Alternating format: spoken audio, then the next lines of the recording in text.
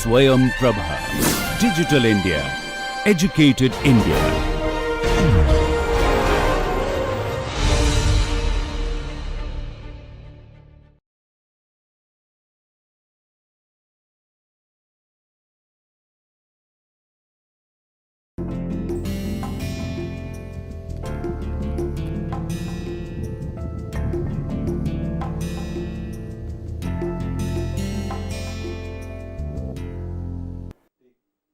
Good morning. In this lecture, we will be studying singular value decomposition. This topic embodies a very deep connection between quite a few different topics in the area of linear algebra. Consider this situation. We have already studied eigenvalue problem, in which we wanted to decompose a matrix A in this form with U and V equal. We have already studied eigenvalue problem, and all the time of our study in eigenvalue problem, we have faced this question whether the decomposition of this sort will exist or not. If it exists, then how to handle it, and so on. So, it would be nice always in the eigenvalue problem if we could make this lambda diagonal with U and V orthogonal and all such things.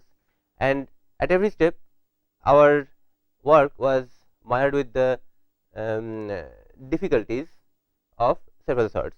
First, among all matrices,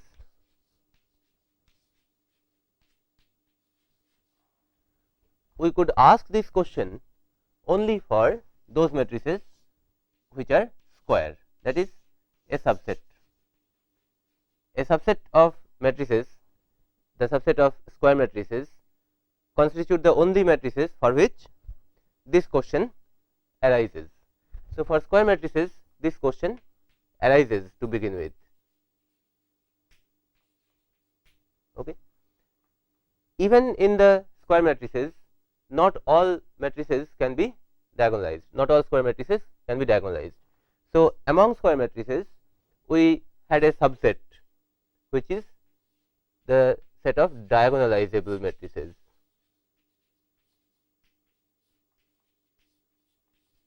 For which this kind of a decomposition is possible, right. Even among diagonalizable matrices, we had another subset of matrices which are symmetric.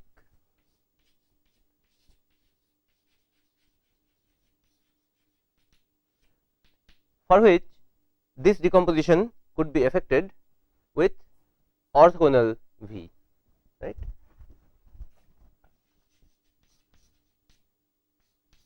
Which is same as U for that matter, with that condition fulfilled. Even among the symmetric matrices, for which we had this valuable theorem that you can work out an orthogonal diagonalization, even there the diagonal elements of lambda could be negative. Now, even among symmetric matrices, we had a subset which is positive semi-definite, in which case the lambda I turns out to be non-negative. Now, this is the best possible situation which we could think of, and that is a subcase of the subcase of the subcase of the general form of the matrices. Now, we can ask this question, that we do not ask for a similarity transformation, and we focus on this form of the decomposition. When we say we do not ask for similarity, we basically want to allow U and V to be different. Okay. So, in that case, we ask this question, that if we do not ask for U and V to be equal, then what of these we can ask for and get results. And with just this one relaxation of allowing U and V to be different, different in content as well as in size. If we allow that, then we can get a decomposition of this sort which is guaranteed for all matrices irrespective of size and shape, that means even rectangular matrices with orthogonal U and V matrices and with non-negative diagonal entries in delta in this matrix lambda, diagonal matrix lambda. That is, in that case we do not refer to it as lambda because lambda has been already used for the matrix of eigenvalues. So, we show that as sigma. That means that just by allowing this U and V to be different, we can effect a decomposition of this sort with all the other facets. That is, the decomposition will be possible for all matrices and it will be always possible. The question will arise for all matrices including rectangular, that decomposition, we cannot call it diagonalization, that decomposition will be always possible with orthogonal U and V, not same anymore, and the diagonal entries of this matrix sigma will be all non-negative. Such a decomposition is the singular value decomposition, and those diagonal entries are called singular values of the matrix A. Underlying is this very important theorem called the SVD theorem or singular value decomposition theorem. The theorem says for any real matrix A of size m by n, there exist orthogonal matrices U which is m by m and V which is n by n, both orthogonal, such that U transpose AV is diagonal matrix of size m by n. Now, what is this idea of a diagonal matrix of a rectangular size? So, its diagonal entries are sigma 1, sigma 2, sigma 3, etc., all non-negative, which you obtain by getting a square matrix first of size p by p, in which p is lesser of the two dimensions m and n. Now, if you want this diagonal matrix to be m by n size, then whichever is larger, m or n, that many extra rows, 0 rows, or that many extra 0 columns you append. Okay. And these diagonal entries sigma 1 to sigma p are called the singular values of this matrix A. A similar result is there for complex matrices. Then for that, the SVD theorem will read, for any complex matrix A belonging to C m by n, there exist unitary matrices U and V such that U star A V, where star is a conjugate transpose, is real sigma, this is always real, and so on. Okay.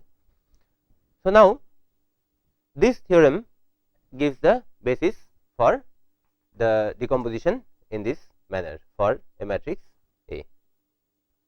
Now, the question arises, how to construct U, V and sigma, the three components, the three factors.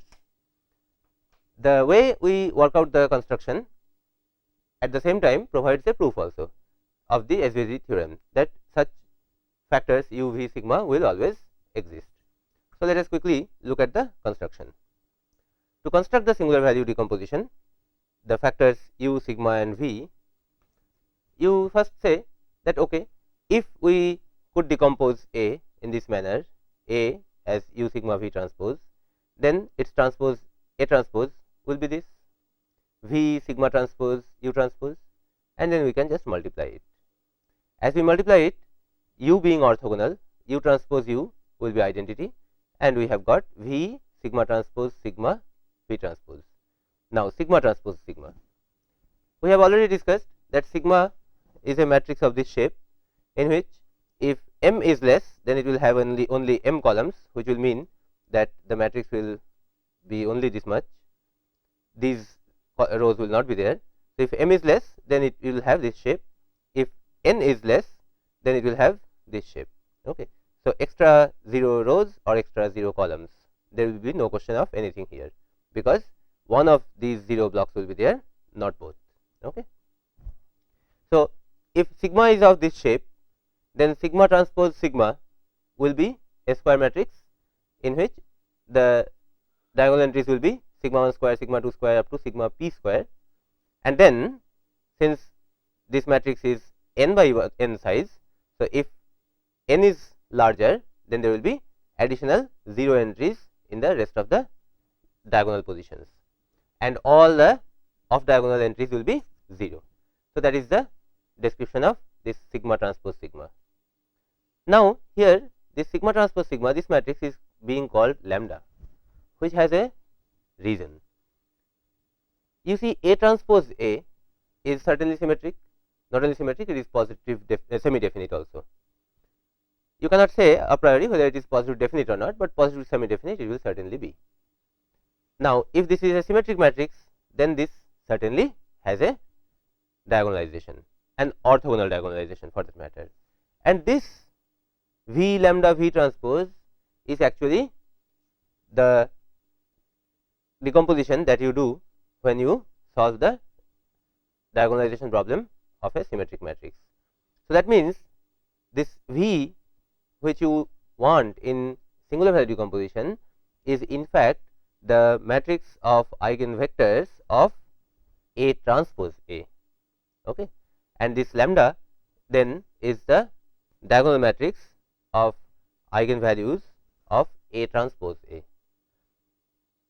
If so, then we already know how to determine V and lambda, because we have studied the eigenvalue problem of a symmetric matrix in good detail. We can effect this diagonalization. So, that means by effecting the diagonalization of a symmetric matrix, we determine V and lambda. The moment V and lambda are determined, we can work out sigma, because each diagonal entry of lambda, the first p entries, are nothing but sigma 1 square, sigma 2 square, sigma 3 square and up to sigma p square, right. So, from the first p lambdas from here, which are all non negative, we can take the square root. So, when you take the square root, there are two square roots for a positive number, one positive, one negative. So, you collect only the positive ones, which you put as sigma 1, sigma 2, sigma 3 etc. up to sigma p. So, all the non trivial entries of this matrix sigma is in our hand then, and then we append that with appropriate number of 0 rows or 0 columns depending upon what is the size of A, which is the same as the size of sigma. So, that means V and sigma are now in our hand. Now, remember, A is U sigma V transpose and V is orthogonal. So, that means we can post multiply that original definition of the singular value decomposition with V, and then V transpose V will become identity from here. You will get only U sigma, and on this side you will get A V, in which in this entire equation A was originally given, V and sigma we have determined, and we are left with the problem of determining this matrix U, the columns of the matrix U.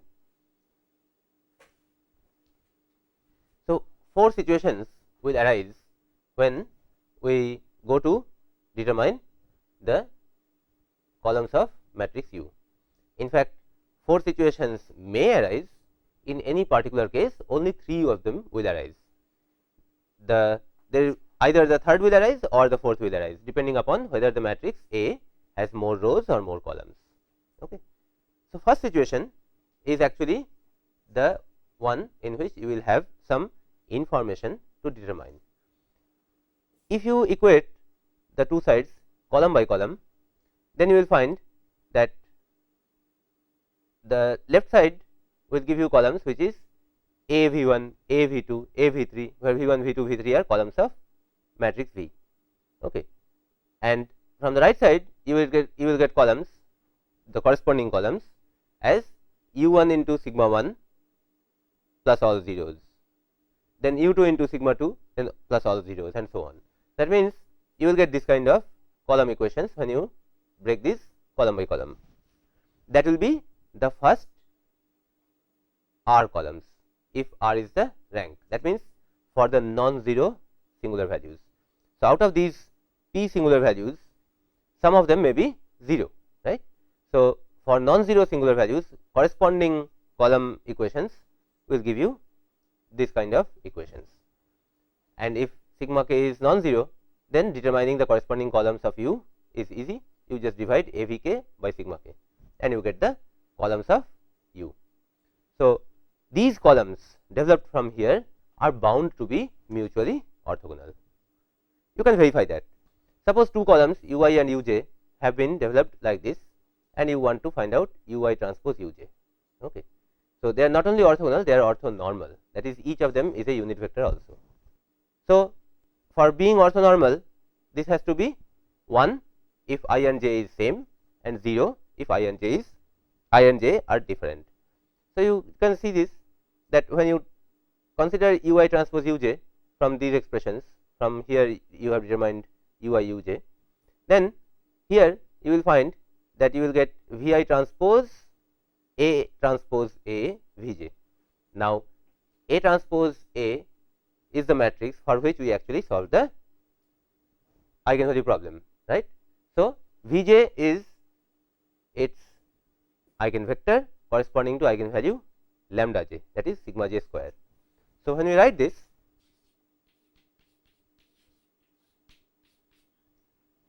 so here 1 by sigma I is here, 1 by sigma j is here, right. So, we collect the scalars together, and then we are left with V I transpose A transpose A V j. So, write V I transpose, and A transpose A V j is lambda j V j. This is lambda j and this is V j. So, lambda j, that is sigma j square, is scalar which we can bring here, and we are then left with V I transpose V j here. From there you find that if I and j are different, then V I transpose V j is 0, because V and lambda together give the orthogonal diagonalization of A. That means, columns of V are mutually orthogonal, right. So, if I and j are different, then V I transpose V j is 0, and you have got the orthogonality of U I transpose U j, right. Here. On the other hand, if I and j are same, then V j transpose V j you will get, which is 1, because V is orthogonal. So, each column V j in particular is of size 1. So, in that case, V j transpose V j will be 1, and this sigma j square cancels with this sigma j square, I is equal to j in this case. So, you will get 1 here. That means, U j transpose U j will be 1. So, that shows the orthonormality of all the columns that we have determined from this. This much for those singular values which are not 0, right, for non-zero singular values. For the singular values which are 0, you have got this A V k equal to sigma k u k, and sigma k is 0. That means, you are talking about A V k equal to 0, right. So, the corresponding u k is left indeterminate. So, that means that you cannot determine u k from this relationship, because the coefficient is 0, but it is left indeterminate. That means, you are free to choose a suitable u k. What is a suitable u k? A unit vector that is orthogonal to all the other columns that we have already determined, right.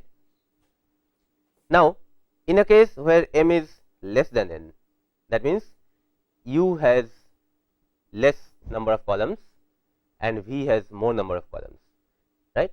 That means, in that case you will get further equations A V k for k greater than m, for which on this side you will get zeros, right, and from that there is no corresponding column of u to determine, right. So, this is gone. The fourth case is where m is greater, that is, the matrix A has more rows than columns. In that case, after all these calculations, there will be further columns of u which are left indeterminate. So, just like the case 2, in this case also there are additional additional columns of u which are left indeterminate. So, just like this case, in this case also the additional u vectors are determined to make the entire U matrix orthogonal. That means, additional columns of this case with 0 singular values and additional U columns corresponding to this case with additional singular values, additional columns which have no matching singular values. So, these two cases are determined based on the orthogonality requirement of U. So, that means, in one line you can say we extend the columns of U determined from here to an orthonormal basis, and that full set of m vectors will give you the square matrix U. So, this way, after the 3 factors of the singular value decomposition have been constructed, you have A equal to U sigma V transpose, each of the 3 you have in hand. After constructing the singular value decomposition like this, you would like to see what are the properties of such a decomposition. So, first question after verifying existence is uniqueness. Is it unique? The actual answer is that it is actually not unique. For example, you can apply several changes in it and still the changed U sigma V will constitute another singular value decomposition of the same matrix. So, that means that you can do several changes. So, those changes are here, and then you can say for a given matrix the SVD is unique up to these changes. That means, it is actually not unique, it is determinate, but such changes will not disturb the requirements. Such changes will not disturb the fact that the matrix is the decomposition is still an SVD of the given matrix. So, what are these changes which are possible? The same permutation of columns of U, columns of V and diagonal elements of sigma. That means, if you interchange sigma 2 and sigma 5 and at the same time interchange columns U 2 and U 5 and interchange V 2 and V 5, then the resulting U sigma and V will still give an SVD and so on. Now, corresponding to equal singular values, you have got columns of U and V. So, among them if you work out an orthogonal reorganization, that is, suppose sigma 2 and sigma 3 are same, then you say that I will work out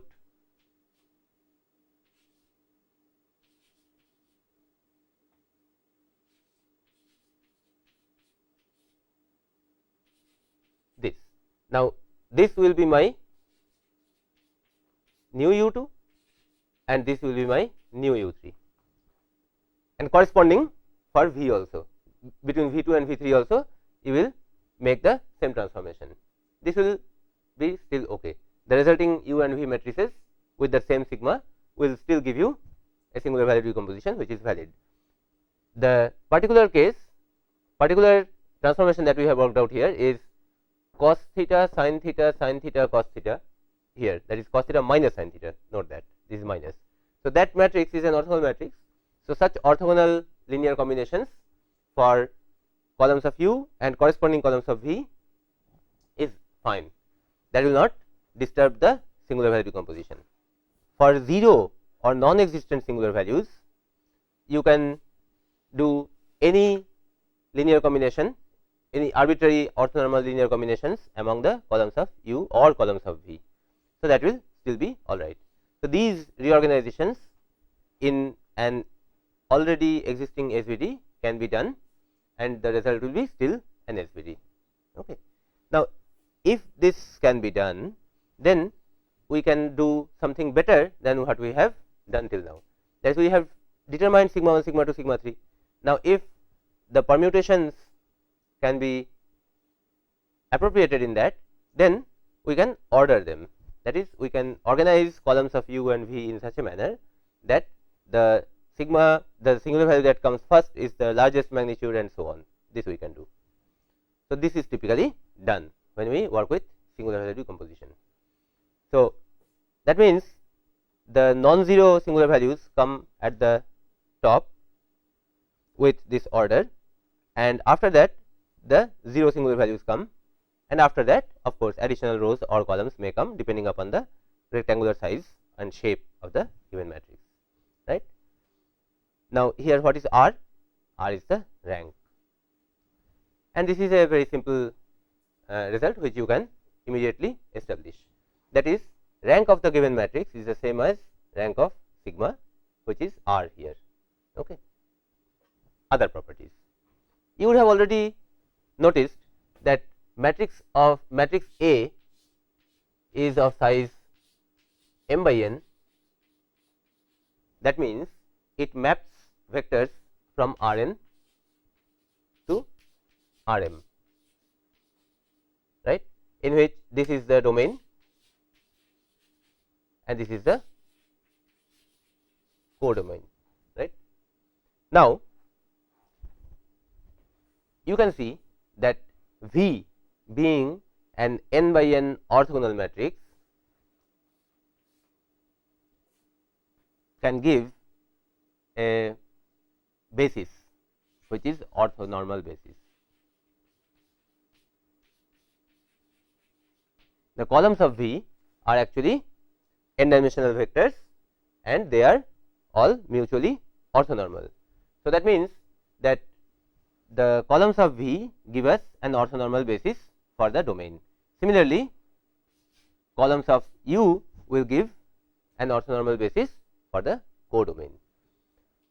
And now, here we see how these new bases V and U decompose the domain and codomain into orthogonal subspaces. So, you consider the application of A on an arbitrary vector x with A written as U sigma V transpose.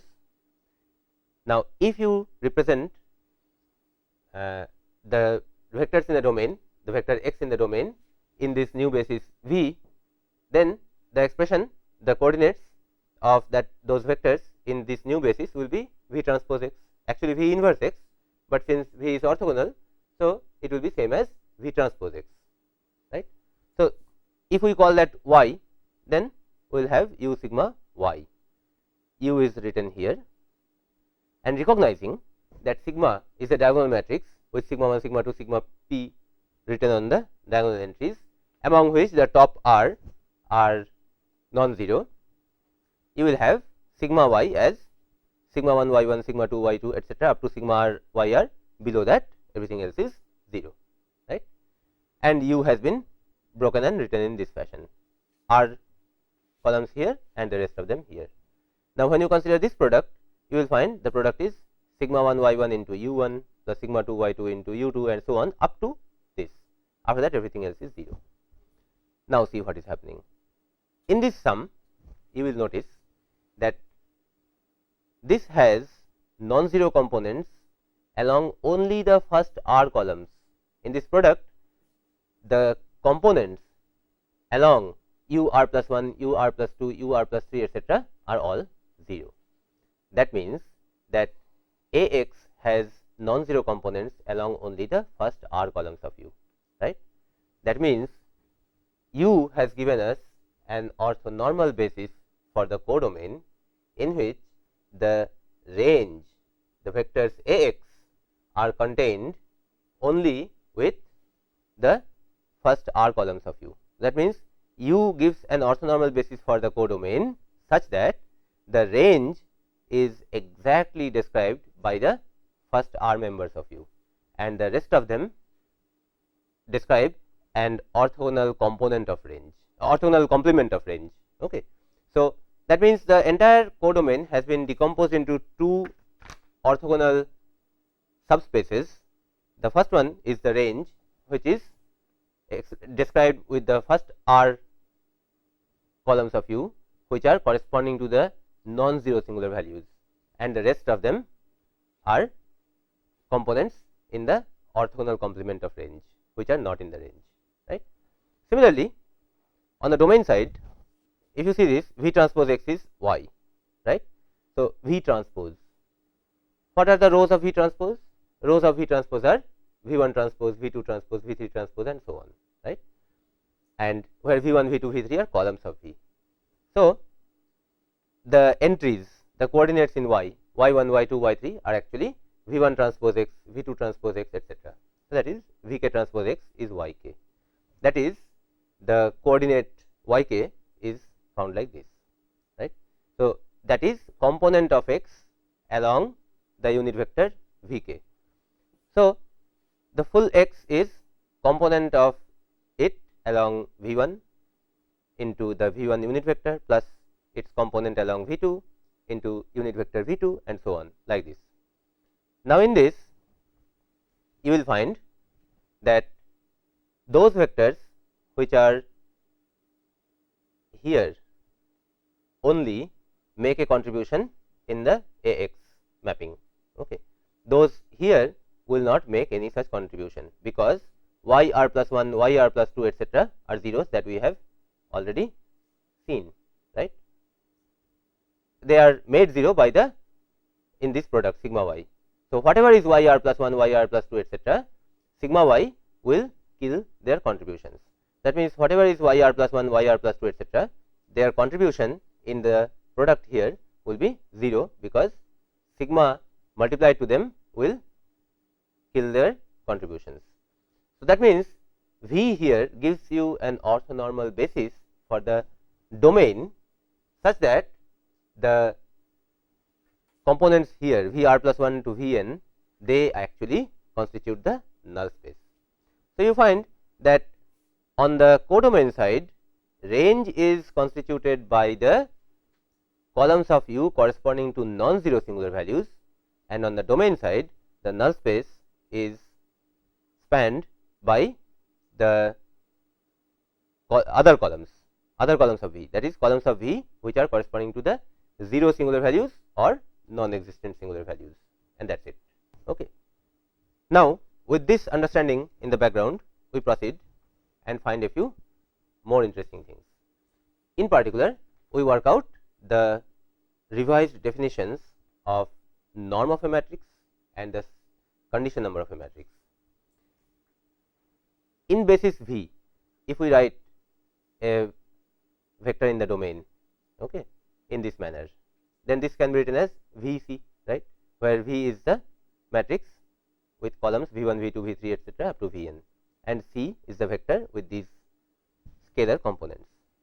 Then, from the definition of norm, which we have seen earlier in the chapter 7 of the textbook, in an earlier lecture we discussed. So, from the definition of the norm of a matrix, we say that norm square is maximum over V of norm AV square by norm V square. Now, in this, if we insert this description of the general vector V, that is Vc. Okay. So, then first of all, from the norm definition we get this, and there in place of small v we insert Vc, then we get this.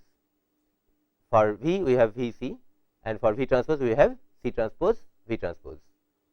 Now, here we have already seen that A transpose A diagonalization was carried out with the basis matrix V and the corresponding diagonal matrix sigma transpose sigma, right. So, in place of this whole thing we can write sigma transpose sigma, right. Now, here sigma transpose sigma is a diagonal matrix with entries sigma 1 k square, sigma 2 square up to sigma p square, and then perhaps additional zeros, right. So, this numerator breaks down to basically this, right. And now you say that we want the maximum of it. Okay. When will it be maximum? If sigma 1, sigma 2, sigma 3, sigma 4 are not all of the same magnitude, then this will be maximum when Ck is a vector, when C is a vector in which the only component is along the largest one, okay, which gets magnified by the largest amount, then only you will get the maximum value of this. And so, you get the norm as norm square as the case where only that Ck has a non-zero value for which sigma k is maximum, that is sigma max. So, when you put sigma max there, then you get this. Okay.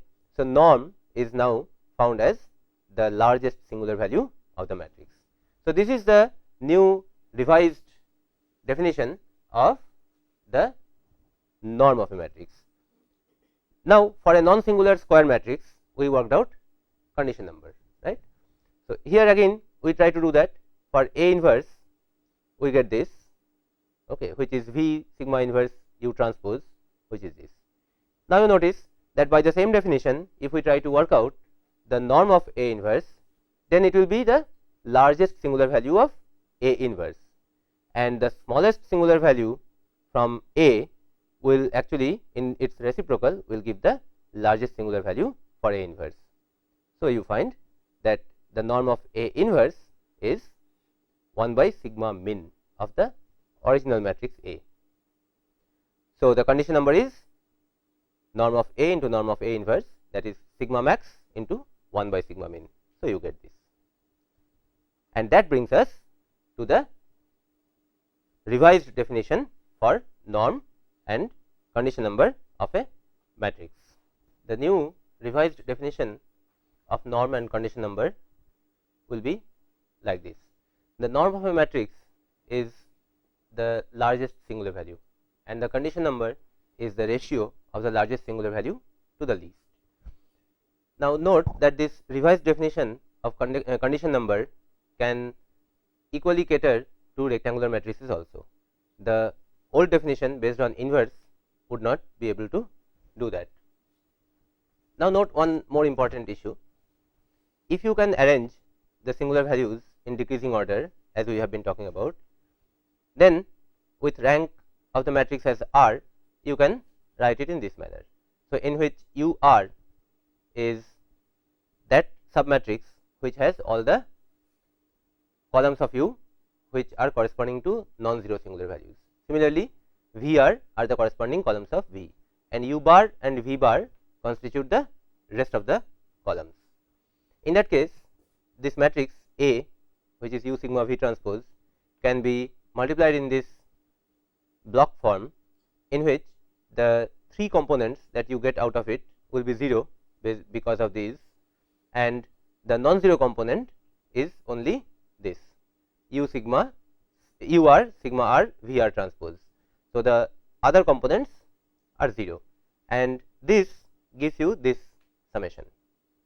That will mean that if you can store the components of U and V, the columns of U and V which are corresponding to non-zero sigma, then that alone, along with the sigma values of non-zero sigma k's, will be able to reconstruct the matrix A. And that means that for a large matrix with only a few top singular values as non-zero and significant, you can effect a very efficient storage and reconstruction. So, with this background, now we go ahead and see what is the application and what is the particular advantage of singular value decomposition for solving linear system of equations A x equal to b.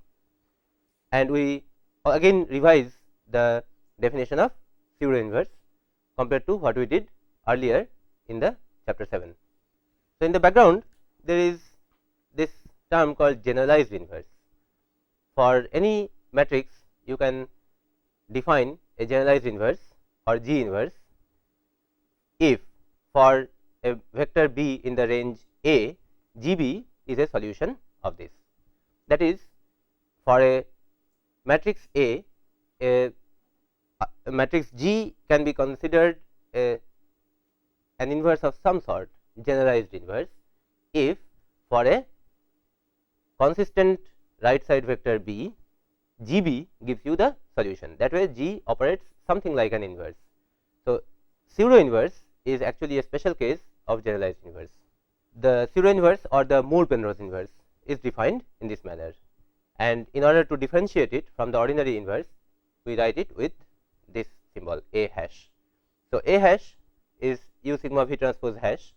Now, here wherever an inverse is actually possible, we take the A hash, we take the pseudo inverse as the same as the actual inverse. So, the pseudo inverse of this will be V transpose hash sigma hash U hash. Now, V transpose and U are orthogonal. So, for them actual inverses exist. So, for the V transpose hash, we write V transpose inverse, which is V, and similarly for U hash, which is U inverse, which is U transpose. The actual problem is with this, right. So, this is the one which requires a definition. So, that is defined like this. For this structure of sigma, in which there is a diagonal matrix of R by R size here with R non-zero singular values and everything else is 0, sigma hash is defined as this. Okay. So, now that will mean that those diagonal entries which are non-zero, their reciprocals will come here, and those diagonal entries which are zeros, so their reciprocal rather than infinity, we put 0 here. This is very interesting. In place of 1 by 0, which should come as 1 by 0 by the ordinary rule, here we are actually writing 0. So, this is how we define the pseudo inverse or Moore-Penrose inverse. In elaboration, you can write sigma hash in this manner. So, sigma 1 to so in place of the diagonal entries rho 1 to rho p, you write where rho k is the reciprocal of sigma k when sigma k is non-zero, and sometimes in practical cases, even if sigma k is very small, then we consider it as good as 0. Okay, that is here. So, for those cases where sigma k is 0 or extremely small, we put rho k as 0. So, rather than putting 1 by extremely small number or 1 by 0, we actually put it 0 there. Okay. So, this is the definition of pseudo inverse. Now, sometime at leisure you should compare this expression and this description of the pseudo inverse with the special cases, full rank cases, which we worked out in chapter 7, okay, as right inverse and left inverse. So, in those cases where the matrix is full rank, those definitions will appear as special cases of this. Now, what are the inverse like properties or qualities of this pseudo inverse? First is pseudo inverse of the matrix is the original matrix, considering only actual 0 cases being put 0 here and not the truncations. Okay. Second important point, which is like inverse, that if A is actually invertible, if it is a square non singular matrix, then this will boil down to the ordinary inverse, and A hash B will give the correct unique solution of A x equal to B. On the other hand, if the situation is not so good, and if A x equal to B is an underdetermined but consistent system, that is full rank case of more unknowns and less equations, then A hash B selects that solution x star which has the minimum norm out of an infinite possible solutions. On the other hand, if the system is inconsistent, then this A hash B defined with the same formula, then this A hash B will minimize the least square error. That is, if the system is inconsistent, there is bound to be some error A x equal to B in A x equal to B, A x will never be exactly equal to B, then this same A hash B will find you an x star which gives the minimum error. Now, if that minimum error giving solution is also not unique, if there are infinite of them, then at the same time it will give you that solution out of those infinite possible solutions giving the minimum error which has the least size. So, all these sensible things the pseudo inverse does with the help of a single definition. Now, you should contrast this with the solution which we obtained earlier from Tikhonov regularization. So, pseudo inverse solution is typically used when you want precise values and also for diagnosing a linear system, whether it has any such inconsistency or underdeterminacy problems and so on. On the other hand, Tikhonov solution can be used when the coefficient matrix A changes over a domain and you want continuity of solutions.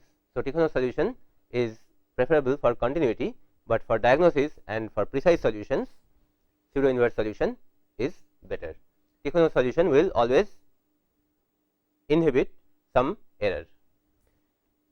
Now, in the exercises of this chapter in the textbook, actually there is an exercise which asks you to determine the Tikhonov solution and the pseudo inverse solution and compare them for a matrix A which has one of the components variable. Now, we want to know how this whole thing is accomplished by a single formula. So, for that, first we note down what is the pseudo inverse solution that we find, that is, this is the pseudo inverse of A, and when we multiply it with B, we get this sum where the summation is over k from 1 to r, that is for all the non-zero singular values. So, for that we get this expression, okay. And when we reduce it, then we have u k transpose B, which is a scalar divided by sigma k, because rho k is 1 by sigma k. We can, if we write it like this, then we will find that the pseudo inverse solution that we are getting is actually a linear combination of R basis members V1 to Vr. The corresponding components are these scalar values written in the parenthesis. Now, we want to pose the problem as first minimization of the error, and then if the solution is infinite, then further minimization of the size of the solution, and then see whether we get this same solution. So, if we want to minimize the error, least square error, okay, half norm square of the error A x minus b, then as we open this, we have already encountered this earlier once. Then the minimality condition, first order condition, is that its derivative, its gradient with respect to x must be 0. So, when we do that, we get this as we got last time. Here now, in place of A, we write u sigma v transpose, and through a few steps we come to this point. Now, note that this is a matrix vector equation, and this is the corresponding scalar equation for each component of that vector equation, right. So, this is for each k from k equal to 1 to r, where r is the rank, that is non-zero singular values. So, from here you find that V k transpose x, that is component of x along the unit vector V k, turns out to be u k transpose b divided by sigma k. The sigma k square goes down in the denominator, and this is what is actually sitting here, right. So, in this solution, x star is composed of several vectors v1, v2, v3 up to vr, in which the component of vk is this, right. So, that means x star is actually giving you this combination of these vectors with these components. Now, this first order condition for the minimality of this tells you what should be the components of the solution along the basis vectors v1, v2, v3 up to vr. Along vr plus 1, vr plus 2, vr plus 3, what should be the component? That is not mentioned here. That means those components can be anything. The error is still minimum because the condition is satisfied. That means the general solution for minimum error you can constitute with the components along v1 to vr as specified here, and any component along the rest of the directions. That will give you this, with components as prescribed along the first r directions, along the first r basis members, and anything in the rest. That means y is free here. So, vr plus 1 y1, vr plus 1 r plus 2 y2, and so on. See, these y1, y2, y3 can be anything. The v bar is the basis for the null space. That you will appreciate, because any null space member will not change anything in the solution, in the right hand side. So, now we say that out of all these infinite possible solutions, which one is the one which is of least size? So, then what we ask for? We ask for how to minimize the size of the vector subject to this error being minimum anyway. That means the solution you take from here and minimize it with respect to y, that is which y to select to minimize the size of the vector, this. So, we say minimize the size, okay, that is x norm square, that is this. So, now you find that x star, this part is a linear combination of V1 to Vr, and this part is a linear combination of other basis members, and all other basis members are orthogonal to the basis members of the first family. That will make this x star sitting in one subspace and this part V bar y sitting in another subspace, two subspaces being orthogonal to each other. So, how do you find the square of sum of this if the two members are in orthogonal subspaces?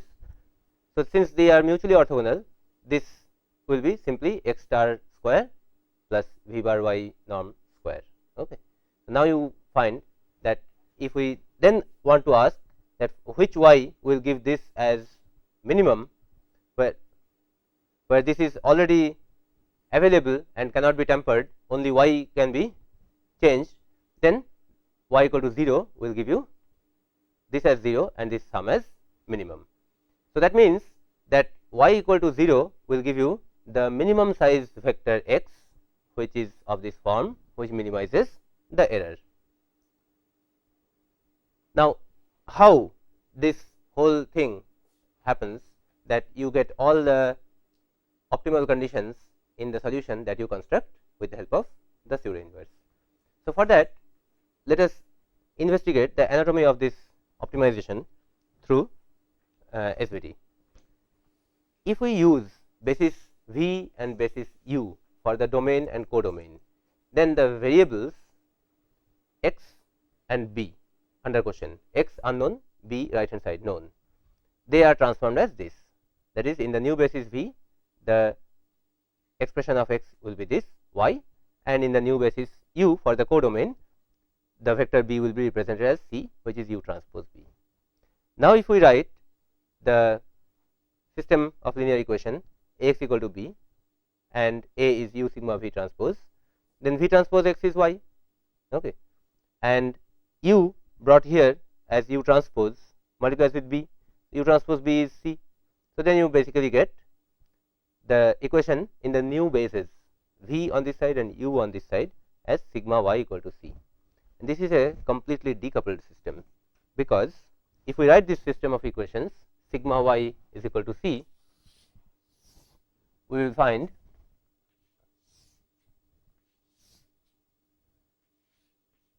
sigma 1 sigma 2 up to sigma r